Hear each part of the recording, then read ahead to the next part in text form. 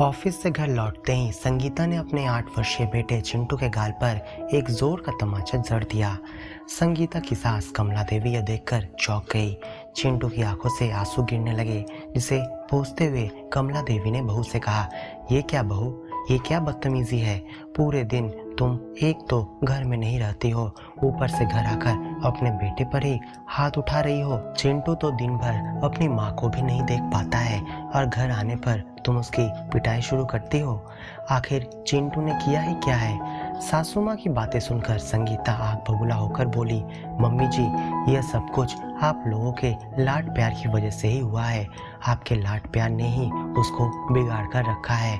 आज आने दीजिए आपके बेटे को। मैं उनसे कहूँगी कि अब और इस घर में चिंटू को रखकर उसकी ज़िंदगी बर्बाद नहीं करनी है। आप लोगों के लाड प्यार ने ही उसे बिगाड़ा है।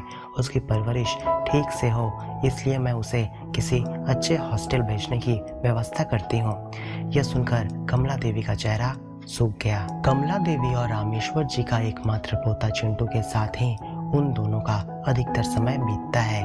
यदि बहू पोते को दूर भेज देगी तो उन दोनों का गुजारा कैसे चलेगा, यही सोचकर दोनों मायूस हो गए। रात को चिंटू बिना भोजन किए ही सो गया। कमला जी अपनी बहू को धीरे से बोली, बहू, तुमने चिंटू को खाली पेट सोने क्यों दिया। संगीता का पारा चढ़ गया और वो तेज स्वर में बोली, एक रात अगर बिना खाए सोएगा तो कोई पहाड़ टूट नहीं जाएगा। कमला देवी और ज्यादा बातें बढ़ाना उचित नहीं समझी और वो चुप हो गई। रात के डिनर के समय संगीता अपने पति आलोक से बोली, यहाँ पर रहने से चिंटू की परवरिश ठीक से नहीं हो पाएगी, इसलिए मैं सोच रही हूँ कि उसे किसी अच्छे हॉस्टल में भेज दूँ। आलोक रोटी का एक टुकड़ा मुंह में लेते हुए बोला, क्यों, ऐसा हुआ ही क्या है। अब तक तो सब ठीक ठाक ही चल रहा था। स्कूल भी नज़दीक है। सुबह उसके दादाजी उसे स्कूल छोड़कर आते हैं, ना ही उसे कोई बस बेटाइम से घर वापस छोड़ जाती है। ठीक समय पर दादाजी उसे स्कूल से वापस भी लेकर आते हैं। तो अभी क्या हो गया। आपके बेटे को झूठ बोलने की लत लग गई है। संगीता ने बोलना शुरू किया। मैंने उससे कल बार बार पूछा था कि बेटा, स्कूल की परीक्षा जो अभी कुछ दिनों पहले ही समाप्त हुई है, उसमें तुम्हें कितने अंक मिले हैं। परीक्षा की कॉपियाँ जो देने की बात थी, उसका क्या हुआ। उसने तब जोर देकर कहा था कि अभी तक टीचर्स ने एग्ज़ाम की कॉपियाँ नहीं दी है, इसलिए मुझे परीक्षा में कितने नंबर मिले हैं अभी तक नहीं पता। मैं भी उसकी बात पर विश्वास कर ली। आज ऑफिस में लंच कर रही थी, तभी चिंटू के फ्रेंड राहुल की मम्मी का फ़ोन आया। बातों ही बातों में उसने मुझसे पूछ लिया कि चिंटू को परीक्षा में कितने अंक मिले हैं। मैं तो उसे बोल दी कि अभी तक एग्ज़ाम की कॉपियाँ नहीं दी गई है। कॉपी मिल जाने के बाद एग्ज़ाम में चिंटू को कितने अंक मिले हैं मैं तुम्हें बता दूंगी। मेरे इतना कहते ही वह तो जैसे आसमान से गिरी और मुझसे कहने लगी, ये क्या बात कर रही हो तुम। तुम्हें नहीं पता कि परीक्षा की कॉपियाँ तो 3 दिन पहले ही सबको दी जा चुकी है। मैं किस तरह बात को संभालते हुए फोन रख दी। आप एक बार सोच कर देखिए कि राहुल की मम्मी अब मेरे बारे में न जाने क्या क्या सोच रही होगी। चिंटू के एक झूठ ने तो मेरी नाक कटवा दी है। राहुल की मम्मी अब ज़रूर यही सोच रही होगी कि मैं चिंटू के ऊपर ध्यान नहीं देती हूँ। अब आप लोग ही कहिए कि ऐसी हरकत करने पर किसे चिंटू पर गुस्सा नहीं आएगा। आलोक थोड़ा चिंतित होते हुए बोला, तुम ठीक कर रही हो संगीता, यह वास्तव में ही चिंता का विषय है। अभी चिंटू की उम्र ही क्या हुई है, अभी से ही इसे झूठ बोलने की लत लग गई है, तो आगे चलकर क्या होगा पता नहीं। अब आलोक अपने माँ बाबूजी की ओर देखते हुए कहता है, आप लोग तो उसके दादा दादी हैं। जाहिर सी बात है कि आप लोग उसे अपना लाड प्यार देकर रखते हैं, पर इसका मतलब ये नहीं कि उसके कोई गलती करने पर आप उसे यूं ही छोड़ दें। उसको शासन करना भी आप लोगों का कर्तव्य है, नहीं तो ये लड़का और बिगड़ जाएगा। आलोक के पिता रामेश्वर जी बोले, देखो बेटा, आज चिंटू ने सिर्फ एक झूठ बोला है, सिर्फ यही तो उसकी गलती है, पर अभी उसकी उम्र ही क्या हुई है। उसे इतनी छोटी उम्र में इतनी बड़ी सजा मत दो। तुम लोग अपने दिमाग से उसे हॉस्टल भेजने का भूत उतार दो। हम लोग उसे समझाएंगे तो वो ज़रूर हमारी बात समझेगा। वो आगे से कभी झूठ नहीं बोलेगा। बस उसे केवल अच्छे से यह बात समझानी होगी। पहली गलती है समझकर उसे माफ कर दो और यह बात यहीं खत्म करो। संगीता अब फटाक से बोली, नहीं बाबूजी, मैंने जो निर्णय ले लिया है उसे अब मैं नहीं बदलूंगी।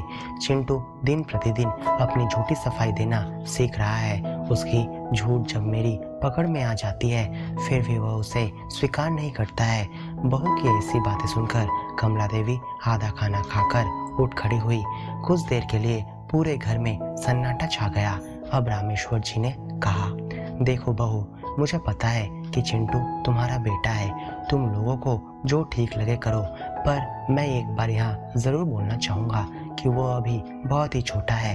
अगर तुम उसे अच्छी तरह समझाओगी तो ज़रूर समझ जाएगा। वो नहीं समझेगा बाबूजी, चिंटू बहुत ही ज़िद्दी और ढीठ हो गया है, बहुत बड़ी बड़ी बातें करने लगा है और झूठ भी काफ़ी बोलता है। सबसे बड़ी बात तो यह है कि मैं जब उसके झूठ पकड़ लेती हूँ तब वह किसी भी हाल में अपने झूठ को स्वीकार नहीं करता है।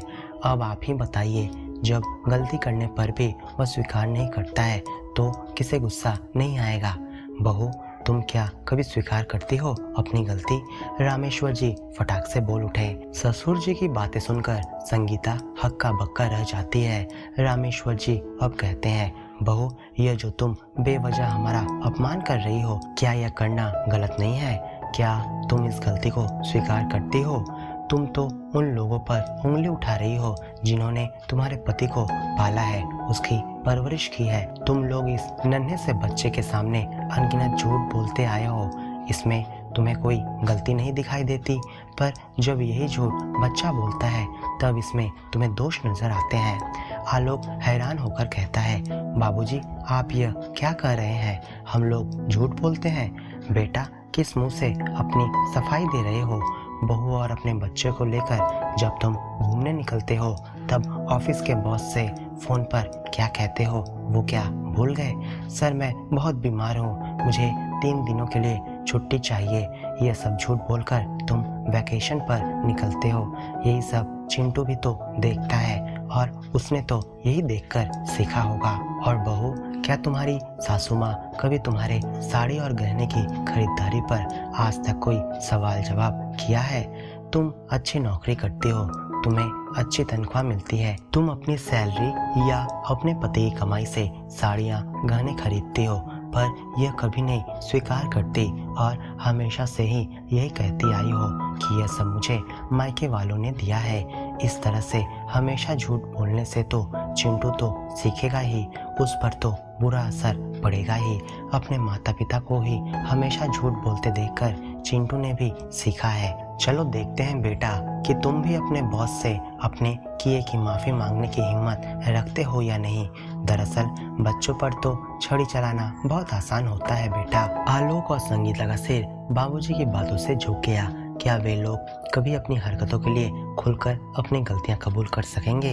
यह हर कोई स्वीकार करने की हिम्मत रखता है। तो दोस्तों, क्या आपको ये कहानी अच्छी लगी है तो इस वीडियो को लाइक और अपने दोस्तों के साथ शेयर जरूर करें और ऐसी नई स्टोरी सुनने के लिए हमारे चैनल को सब्सक्राइब करना बिल्कुल ना भूलें। आपको कौन सी प्रकार की कहानी पसंद है हमें कमेंट में लिखकर ज़रूर बताएं।